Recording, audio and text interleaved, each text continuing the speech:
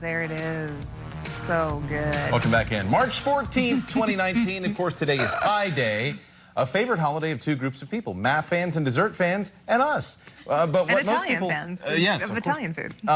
What most people don't know is that pie is actually a much bigger part of our lives and history than a middle school geometry class. Yep, we've got Sydney Tetro from the Women Tech Council here to tell us more about this special number and some surprising ways to connect it to our everyday lives, because it is everywhere, right? It is everywhere, and you never really think about the fact that pi is everywhere. It's a math phenomenon. Right. It's a core part of all things that are circles. And so, which is why it's also cool. We have all these cool pies. But we really wanted to talk a little bit about how is it part of our everyday lives and our history. So maybe some fun things we might not know. So we thought we'd play a game. We've got true and false things going on here. Exactly. So I'm going to read you a fact about pi. And you're going to tell me if you think it's true or false. Yeah, you should be super nervous. Okay. Pi was used to build the Great Pyramids of Giza in ancient Egypt. I'm going to go with true. That one is true. So pi, the pyramid, it all has to do with the circumference and the diameter of the base. And so because pi is one of those structural elements of all things, the circle, it's really part of how they built the pyramids in ancient Egypt. Good to know. Yeah, What's next? Question number 2. Pi Day is also Stephen Hawking's birthday.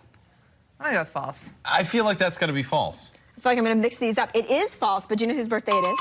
I don't. No. It's Albert Einstein's. Oh, that's good. And it happens to be the year this day last year, Stephen Hawking passed away. He is the renowned physicist, right, for infinity. And it really was his birthday. It really is the day he passed away, and Einstein's birthday. Einstein's birthday. Okay. Next question. Okay, number 3. Pi was an important part of the O.J. Simpson trial. Ooh. False? I'm going to say true. I like when we're split here, so it happens to be true. It's not so outrageous that I got it. You're right. It was probably true. So what's really interesting about that is they put one of the forensic scientists on stage, and he was part of the FBI team. When the defense interviewed him, they asked him a question about if he could tell them the number of pi. And the defense they entirely played was around, like, as a scientist, you have to be able to describe things that are rooted, and he could not get the number for pi right. Wow. On the stand. It completely has changed the landscape of how legal defense strategies have worked since then. Who knew? Wow. I know, it's super interesting, Never right? would have guessed that. Never would have guessed that. Question number 4. Okay, question number 4. Pi is used to design and build electrical wires. Electrical wires. Electrical wires? Maybe true? False.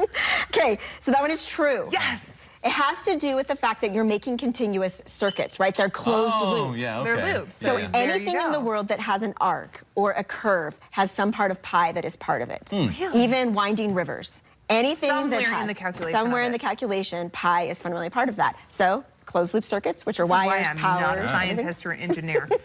Last question coming. Last question. Okay, pi is referenced in the Bible.